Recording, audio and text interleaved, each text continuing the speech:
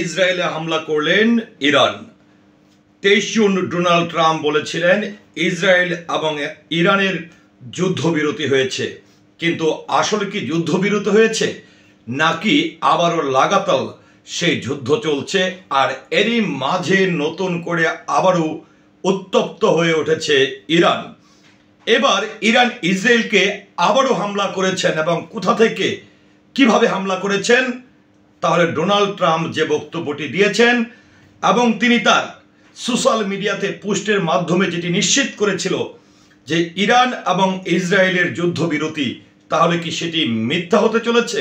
হ্যাঁ, 25 জুন আবারও নতুন করে ইসরায়েলে হামলা করেছেন ইরান এবং এটি নিয়ে বাংলাদেশের একটি গণমাধ্যম যাই দিন একটি তথ্য প্রকাশ করেছে। তো চলুন ইসরায়েলে আবারও ভয়াবহ হামলা ইরানের, এ নিয়ে দৈনিক যাই দিন কি তথ্যটি প্রকাশ করেছে সেটি একটু আমরা জেনে নেই।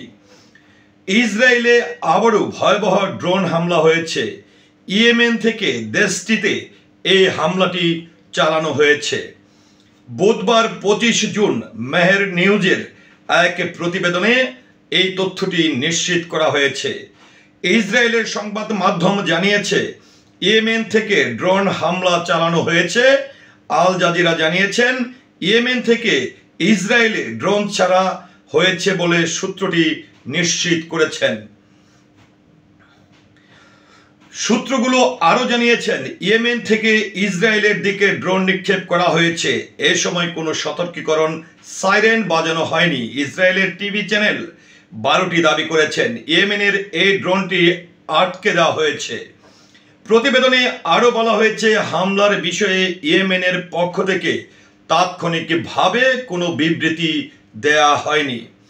এর আগে ইরানের সঙ্গে ইসরায়েলের যুদ্ধবিরতি হয়।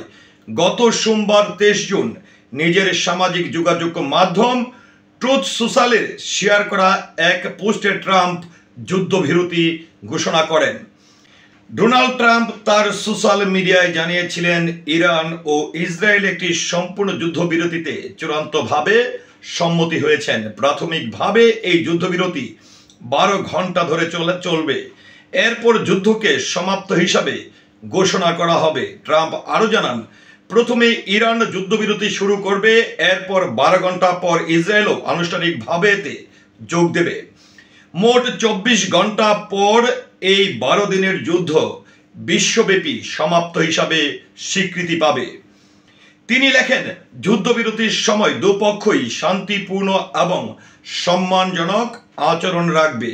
আমরা ধরে নিচ্ছি সবকিছু পরিকল্পনা অনুযায়ী চলবে, যা অবশ্যই হবে।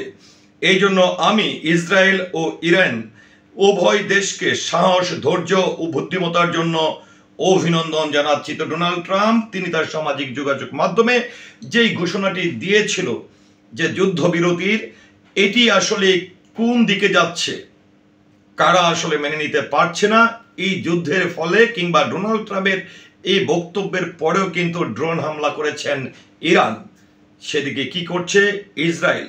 শেষ পর্যন্ত আমরা কোন দিকে যাচ্ছি, কোন দিকে যাচ্ছে বিশ্ব, কোন দিকে যাচ্ছে ইরান এবং ইসরায়েলের এই যুদ্ধ পরিস্থিতি, এটি এখন দেখার বিষয়। তো ভিউয়ার্স, ইরান এবং ইসরায়েলের এই যুদ্ধ নিয়ে বা হামলা নিয়ে এই বিষয়গুলো নিয়ে আপনার মতামত কি? অন্যদিকে ডোনাল্ড ট্রাম্প তিনি যে যুদ্ধবিরতির কথাটি বলেছিলেন, এটি নিয়েও আপনার মতামত কি অবশ্যই কমেন্টের মাধ্যমে জানাবেন। সে সাথে পুরো ভিডিওটির সঙ্গে থাকার জন্য অসংখ্য ধন্যবাদ। আসসালামু আলাইকুম।